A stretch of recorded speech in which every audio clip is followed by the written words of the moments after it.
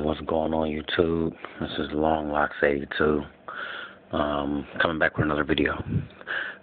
First, before I get into it, I want to address, a comment, a conversation I was having with a person, and they were saying that the homosexual or gay community within the black community, the gay population, they feel as if like a lot of black people aren't accepting of their sexual preference, so they don't feel as rooted to the black community. They don't feel as if they should bring resources back to a community that isn't accepting of them.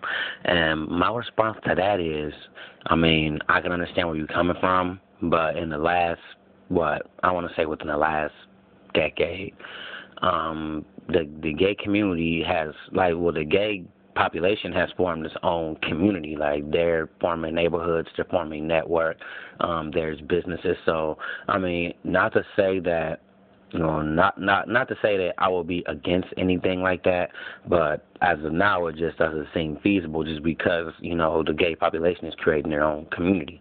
So they're doing things within their own. And just on a side note, I think it's kind of weird that people can bond together on the strength of their sexual preference easier than they can on the strength of them being, unified and being black. Okay, I just want to put that out there. This video is going to be, like I touched on a few things in my last video, male complacency, issues as far as men with women. Like this one, I want to touch on issues that, some guys out there have. But, like, man, y'all dudes, I'm not even going to go light on y'all. Because personally, y'all men, like, y'all grown-ass men. So it's like, hey, is certain dudes out there, like the Ray Rays and Pookies, like, people wondering why she even addressed them in the first place. All I really want to say to them is, y'all grown-ass men, y'all already know what y'all need to do. If you don't know what you need to do, you see a brother that's nearby doing it, if you take the time to ask him what he did to get there, he wouldn't have a problem to tell you. All you got to do is want to do the shit.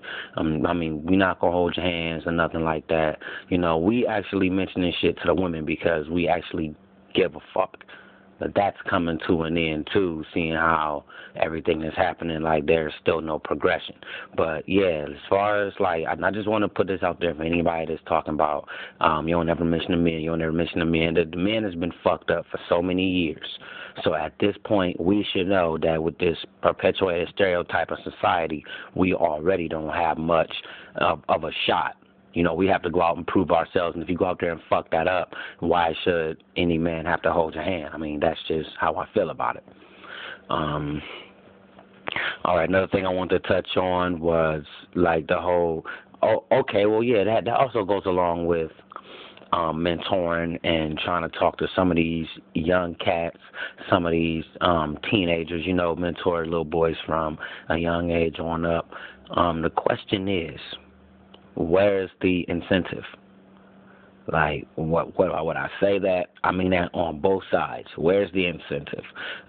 If we want to stop male complacency, women are telling us that we need to set the example with more young men, and black people need to move back into the neighborhoods, and so they can have a positive role model to follow and see. The thing is, number one, if people with resources move back into the projects, they will get robbed of their resources.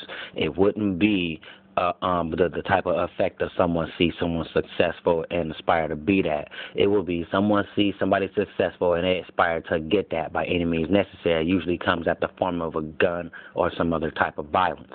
And no one that has busted their ass through college to get, a career that's making decent money, they're not going to move back into somewhere where they're subject to all types of threats and harassment and violence on account of them being successful and someone else wanting what they want. The whole crab in the barrel mentality, like that's not appealing to successful people.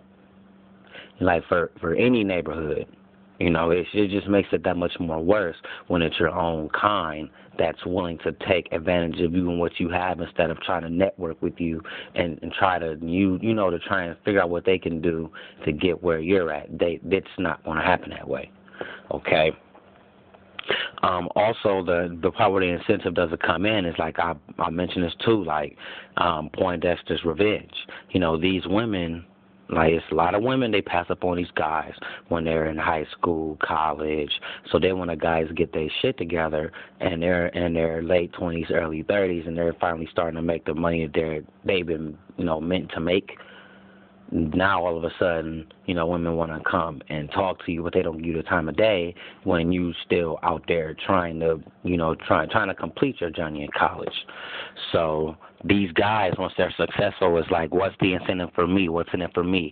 And they're talking about as far as mentoring, talking about as far as getting with a woman with kids, like what's in it for me? Where's the patriarchal reward? Like you still don't respect my leadership.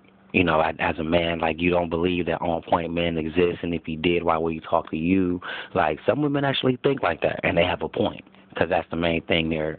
That could be one of the main things that men are saying. Like, I know that's how I feel personally. If I go out, because I'm a college student, and I don't want to go out and bust my tail for me to have to get with a woman and bring my resources to the relationship, and everything to the relationship, and she isn't appreciative or accepting of my leadership, and there's going to be a power struggle in the house. It shouldn't be that, especially if she has kids, if someone has, I think I said this before in my last video, if someone has kids and they're not sure, if you're raising kids that's not yours, when it comes down to providing resources and building and fixing things, no problem, right? But then as soon as it comes down to the discipline and, teaching the boy how to be a man, all of a sudden the woman want to undermine that. That's, for one, not healthy with the community. For two, that kind of puts that, that kind of makes it bad for anyone to want to date single mothers, the baby daddy back in the picture, or wreaking havoc or trying to, control things, and just messed up situations. Like, it's just reasons that men don't look to date single mothers. I mean, that's not a shot towards single mothers, because I understand y'all got to do what y'all got to do. I mean, y'all got into some messed up situations, and I applaud you for, finding your way out of that messed up situation, but you got to remember, it's still that man's choice, just like it's your choice and who you date. So when he decides not to choose you because of certain variables, when you put them there, you really can't be upset. For all women is doing that, it's almost like y'all expect us to accept bullshit and deal with it. Like, no, men are actually making choices, they're gathering resources, and they're actually being able to choose the type of women that they want, the type of women that they're looking for. And if you don't qualify for that, then that's going to leave you out in the cold. Like, just seriously. Let me see. Well, that's all I want to do for this video. Next video, I think I'm going to touch on, you know what? Rick Scorpio just dropped a video.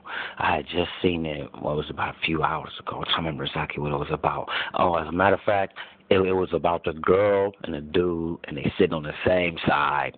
And, they was in this restaurant, and I guess they got into it. It escalated, and it got to a point where the dude offered her a piece of gum. He was trying to roast her or whatever, saying her breath stinks or something like that. And he offered her some gum. She got offended, take it, and threw it in his face. And then they started pushing and swinging. And after that, I mean, hey, man, nowadays, women, I don't know what y'all teaching y'all daughters. I don't know, but look, if y'all not noticing, man, every time lately, the difference between now and about 15, 20 years ago is, that back then when you seen violence between women and men, regardless of what happened, how it started, you will automatically jump on the man and get a woman a victim card. Automatic. Now, if you notice more and more in these videos, man, these men, they are not stepping up. They are not trying to be these bras, knight in shining armor. They is letting these bitches get taxed. They is letting these women get beat the fuck up. Like, man, black women, I don't understand why y'all sit around like this is okay. Y'all should be speaking against this, because it's bitches like this you know, and I'm telling you, like I saw a video. Y'all might have saw the video. It was this chick. This is another one besides the one that Rich Scorpio had on this video. It was this chick. She was in this tight mini skirt, right, and she was loud as fuck. They was inside like a fast food restaurant. I can't remember. It might have been a McDonald's, and she was talking to this big ass nigga, and she was all in his face like he wasn't shit, like, and he kept telling her. I watched the video. I'm just looking at her like, man, she about to get fucked up. Like, I already knew, but like, as soon as I read the headline, I seen what she was doing. Like, she was just all types of brawling, like screaming at the top of her lungs, like just bucking up against this nigga, all in his face, bumping chest and talking about something. What you gonna do? Hit me? Do something? Hit me? He pushed her so fucking hard. He took her off her feet. It's almost like he pushed her straight down, like to the floor. He pushed her so hard. Man, she got up, right? She got up, still going after the nigga, man. He swings on her, drops her ass. And I guess he goes out the store. This bitch get up, still talking shit. Like, are you serious? Like, come on, like, really? I know everybody's seen that McDonald's video. Like, in these videos, man, like, there's another one on World Star last night. This chick kept trying to get at this dude. At first, the dudes is trying to separate, trying to tell the dude, like, no, don't hit her and blah, blah, blah. So, dude backing up, they separating them. Chick, you trying to get to the dude trying to get away from her ass, right? Man, she ran up. She ran up on that nigga again. And he caught her with that right hook. Man, she flopped to the ground like a rag doll, dude. And it's fucked up because it was on camera. And y'all want to know the reaction of everybody in the video? She got what the fuck she deserved. Not as bad. These are grown-ass men and black women talking about this shit. So, you know, that kind of make me happy a little bit, you know, that instead of everybody just jumping on the dude, I even hear, you know, one of the black women in the background say, no, she jumping on this dude. You know what I'm saying? Like, you shouldn't be jumping on the dude. I mean, I don't condone violence, but, you know, black women, man, this shit gotta end. Like, and this belligerent, this loud, standoffish, you know, combative attitude, like just super aggressive, challenging manhood, that has to stop. Because dudes is getting fed the fuck up with it.